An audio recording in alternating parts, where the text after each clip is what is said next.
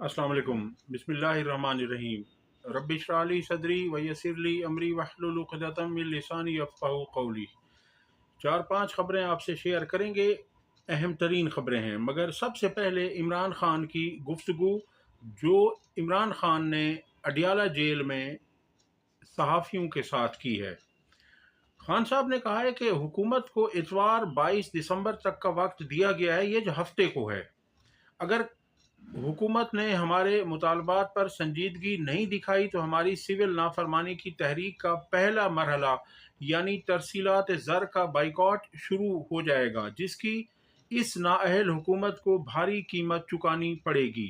इन्हें अंदाज़ा नहीं कि सिविल नाफरमानी की तहरीक इस जाली हुकूमत के लिए कितनी मुहलिक साबित होगी। अगर हुकूमत हमारे मुतालबात पर संजीदा है तो फौरी तौर पर मुज़ाकरात का आगाज़ करे। इस्लामाबाद कत्लेआम को 1 माह हो गया है और कोई मुहज़्ज़ब मुआशरा होता तो कातिल अपने अंजाम तक पहुंच चुके होते, जबकि यहाँ एक जुडिशल कमीशन तक नहीं बन सका। हमारे कई लोग गुमशुदा हैं। जब तक हमारे लापता लोगों की तस्वीर के साथ तफसीलात नहीं शेयर की जाती कि वो कहाँ हैं, तब तक हुकूमत की किसी बात पर यकीन नहीं करेंगे। वाज़ेह रहे कि अली अमीन गंडापुर ने कहा था कि 200 लोग लापता थे, जिनमें से बाकी 154 सिर्फ जो है ना 54 अभी रह गए हैं, यानी 54 लापता हैं। तो इस पर भी खान साहब ने कहा कि अली अमीन को क्या पता, यानी कि इमरान खान साहब ने उसकी इस बात से भी इत्तफाक नहीं किया कि उन्होंने कहा जब तक पूरा रिकॉर्ड हमारे सामने नहीं आ जाता हम उस वक्त तक इस तरह का बयान नहीं दे सकते। खान साहब ने मजीद कहा कि मिलिट्री कोर्ट्स के जरिए सियासी वर्करों को सजाएं देने से बेहतर है कि मुल्क में लगे मार्शल लॉ का बाकायदा ऐलान कर दिया जाए। वाज़ेह रहे कि हफ्ते को मिलिट्री कोर्ट्स ने तहरीक इंसाफ के 25 कारकुनान को सजा सुना दी है, जिसमें से 2 साल से लेकर 10 साल तक की सजाएं शामिल हैं। जबकि अटॉर्नी जनरल ने सुप्रीम कोर्ट में कहा था कि हम जो सजाएं फौजी अदालतों से देंगे, जो इन्हें फौजी अदालतों से सजाएं मिलेंगी वो ज़्यादा से ज़्यादा 3 साल तक होंगी। यानी उन्होंने अपनी कमिटमेंट पूरी नहीं की। और वाज़ेह रहे कि फ़ौजी अदालत कोई अदालत नहीं होती है कानूनी तौर पर, क्योंकि वहाँ पर फैसला करता है एक कर्नल, और कर्नल ने हर तरह से अपने सुपीरियर्स का, अपने ऑफिसर्स का हुक्म मानना है। तो इसलिए आम अदालतें इन अदालतों को अदालतें नहीं मानती, और ये इस तरह से जो सजाएं दी गई हैं ये बगैर किसी सबूत के दी गई हैं। इनके पास कोई सबूत नहीं है, और लास्ट में जाकर सिर्फ जो है ना उनका इकबाली बयान चला दिया गया कि जी मैंने ये किया, मैंने वो किया, और किसी फौजी अफसर के सामने दिए गए इकबाली बयान की, यानी इकबाल जुर्म की, जुर्म कबूल करने की कोई कानूनी हैसियत नहीं होती है। कानून में है कि अगर कोई शख्स इकरार जुर्म करता है, इकबाल जुर्म करता है, कन्फेशन करता है, वो अपने जुर्म को कबूल करता है, तो उसे मजिस्ट्रेट की अदालत में जाकर 164 का बयान रिकॉर्ड करवाना होता है, जबकि यहाँ पर ऐसा कुछ भी नहीं है। तो यहाँ तो यही हुआ कि फौज की ही कस्टडी में है, वो फौज के ही गवाह हैं और फौज के ही जज हैं। ये खान साहब ने इस अपने बयान में भी कहा है, तो वो मैं आपके सामने रखता हूँ। खान साहब ने मजीद कहा कि 9 मई के जिम्मेदार वो हैं जिन्होंने सीसीटीवी फुटेजेस चोरी की, जिन्होंने लोगों पर गोलियां चलाई। वही जज, ज्यूरी और जल्लाद बने सजाएं भी सुना रहे हैं। ये जमहूरियत नहीं, जंगल का कानून है। उन्होंने कहा हमारा दूसरा मुतालबा 9 मई की आज़ादाना तहकीकात हैं, जिसके लिए हम बारहा सुप्रीम कोर्ट से भी मुतालबा कर चुके हैं। 9 मई को भी हमारे 2 दर्जन से जायद कारकुनान को गोलियां बरसा कर कत्ल कर दिया गया था। 15 की तफसीलात हमने पब्लिक की। मजीद 12 हमारे सैकड़ों कारकुनान को उस दिन गोलियां मारी गई थीं। वाज़ेह रहे कि एक और कारकुन भी जाम शहादत नोश कर चुका है, जिनका ताल्लुक अटक से था, मोहम्मद इदरीस शहीद। उनका भी कल उनका इंतकाल हुआ है। हॉस्पिटल में वो जेर इलाज थे, उन्हें गोलियां मारी गई थी, और कल उनकी शहादत की खबर आई है। आज उनको उनका नमाज जनाजा है। ये बात खान साहब के इल्म में चूंकि नहीं थी, ये जो हफ्ते का बयान है जो मैं आपके सामने रख रहा हूँ। خان صاحب نے کہا کہ 15 کی تفصیلات ہم نے پبلک کی، مزید ہمارے سینکڑوں کارکنان کو اس دن گولیاں ماری گئیں، کسی ایک فوجی یا پولیس والے کی جان نہیں گئی، تو دہشت گردی کیسے ہوئی؟ کیا نہتی عوام کا پرامن احتجاج دہشت گردی کے زمرے میں آتا ہے، یا ان پر سیدھی گولیاں برسانا دہشت گردی ہے؟ یعنی یہ خان صاحب نے کہا ہے، جو یہاں لکھا ہوا تو نہیں ہے، تو انہوں نے اس پہ کوشچن مارک ہے۔ انہوں نے کہا مجھے معلوم ہے القادر ٹرسٹ یونیورسٹی کے کیس کا فیصلہ کیا آنا ہے، یہاں سارے فیصلے پہلے سے لکھ کر آتے ہیں۔ میرے خلاف اڈیالہ جیل میں 3 فیصلے سنائے گئے، تینوں فیصلے اعلیٰ عدالتوں میں ختم ہو گئے، کیونکہ سارے کیسز جھوٹے اور بے بنیاد تھے۔ حکومت کی غیر سنجیدگی سے میرا نہیں ملک کا نقصان ہو رہا ہے، لوگوں کے گھروں میں ماتم ہو رہا ہے۔ ہمارے لوگوں کی اگر کوئی مجبوری ہو تو بند کمرے میں مذاکرات کریں۔ 26 نومبر قتل عام کے قاتلوں اور سہولت کاروں کے ساتھ تصاویر نہیں بنانی چاہیے۔ اس بات کا، اس جملے کا اشارہ خان صاحب نے علی امین اور محسن نقوی کی ملاقات کی طرف کیا ہے، کیونکہ وہاں پر جب محسن نقوی کا علی امین گنڈا پور نے استقبال کیا تو وہ سوشل میڈیا پر تحریک انصاف کے کارکنان نے اسے بہت زیادہ اس پر تنقید کی، اور انہیں ایسا نہیں کرنا چاہیے تھا، چونکہ خان صاحب نے یہ کہا ہے کہ یہی لوگ ہمارے کارکنان کے قاتل ہیں، اور ان کے ساتھ آپ کو اگر کوئی بامر مجبوری آپ نے ملاقات کرنی بھی تھی تو اس طرح سے ان کی تصاویر نہیں بنوانی چاہیے تھیں۔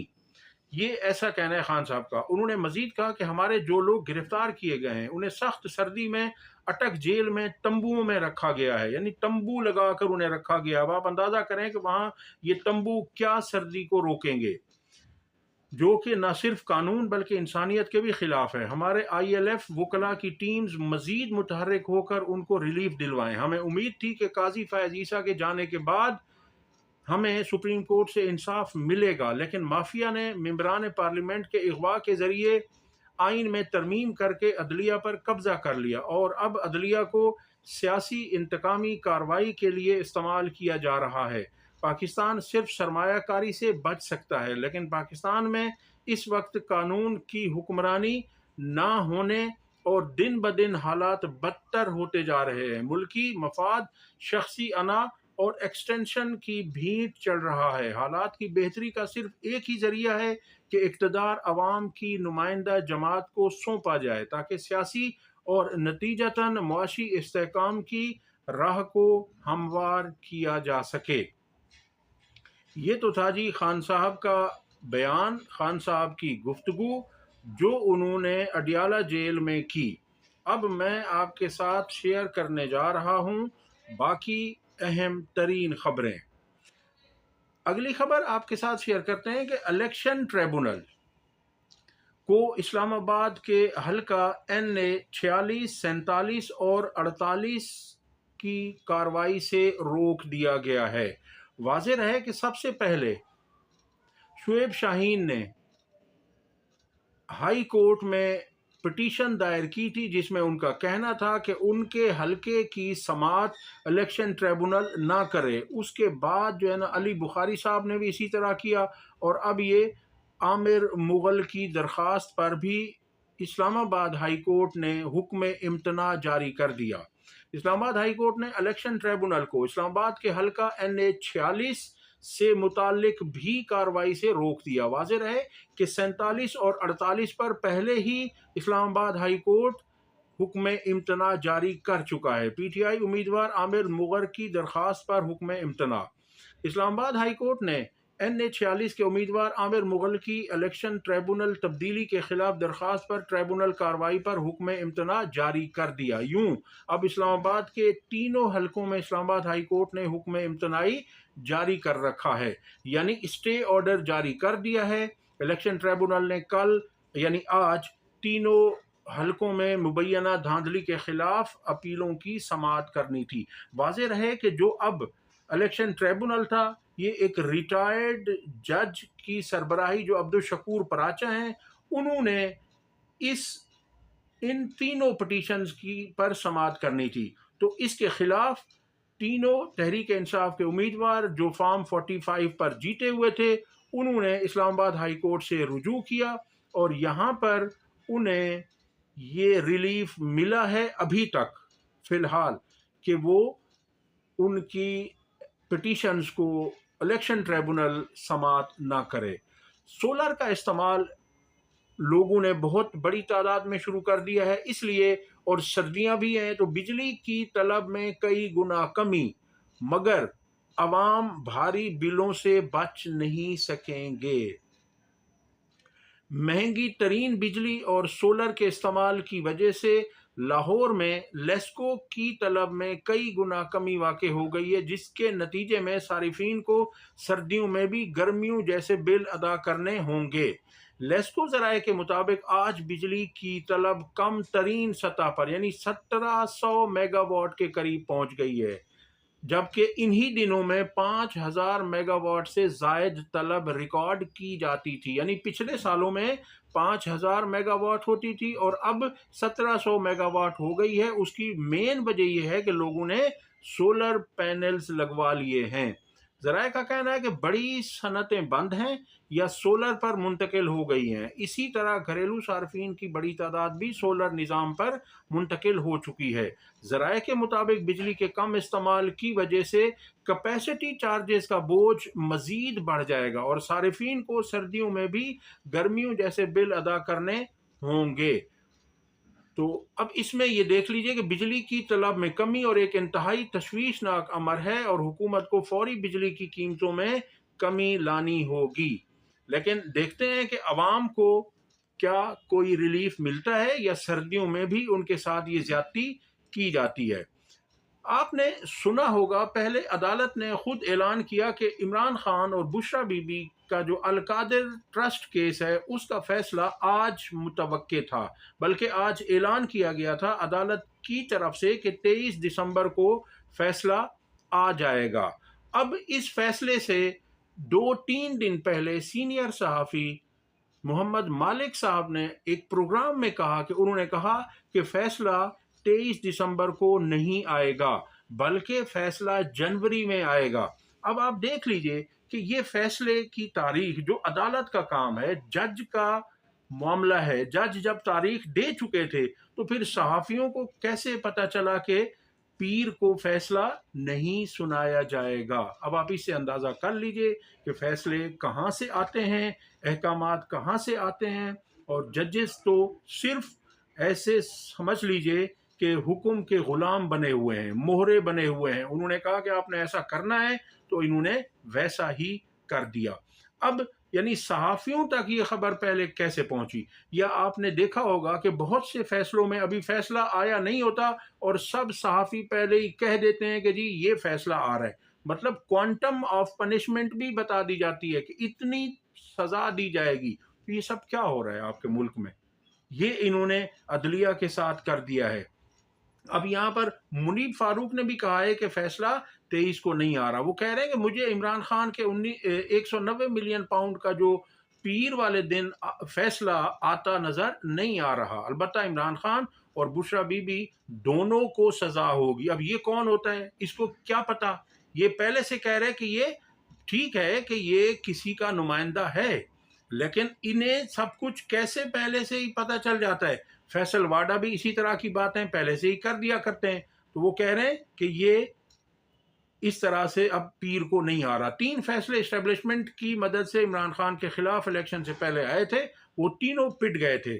2 میں عمران خان کی بریت ہو گئی اور ایک فیصلہ معطل ہو گیا تھا، وہ بالکل پٹ گئے تھے، یعنی وہ فیصلے۔ یہ منیب فاروق کہہ رہے ہیں کہ 190 ملین والا کیس اتنا بلیک اینڈ وائٹ نہیں ہے جتنا نون لیگ کہتی ہے۔ شہزاد اکبر کے مطابق اب تو حکومت نون لیگ کی ہے، وہ کابینہ ڈویژن سے سیلڈ ڈاکیومنٹس یعنی جو سیل پیک ہیں وہ سامنے لے آئیں، اسے سامنے لا کر پبلک کر دیں تاکہ پتہ چل سکے کہ یہ ایگریمنٹ کس کے درمیان تھا، کیونکہ نون لیگ بہت شور مچا رہی ہے کہ یہ جی عمران خان نے بہت بڑی کرپشن کر لی ہے، مگر ایسا کچھ نہیں ہے۔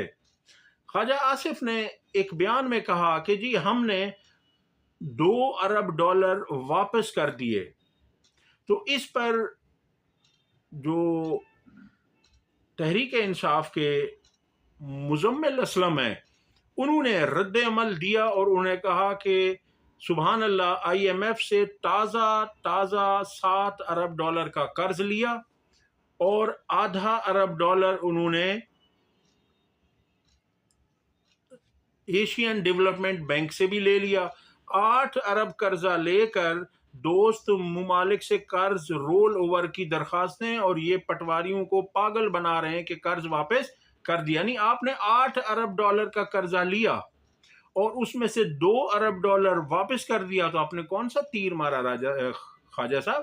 خواجہ صاحب کے ویسے ہی بیانات اس طرح کے ہوتے ہیں کہ آپ انہیں علیحدہ میں اکیلے میں سنیں اور خوب ہنستے رہیں، کیونکہ انہوں نے کبھی سچ تو بولنا نہیں ہے۔ پتہ نہیں نون لیگ کو کیا بیماری ہے کہ انہوں نے سچ بولنے سے اجتناب ہی کیا ہوا ہے، سب نے ہی، کوئی کسی کو آپ استثناء نہیں دے سکتے۔ اب تک کے لیے اتنا ہی۔ ویڈیو پسند آئی ہو تو لائک اور شیئر کریں، چینل کو سبسکرائب کریں۔ اللہ حافظ۔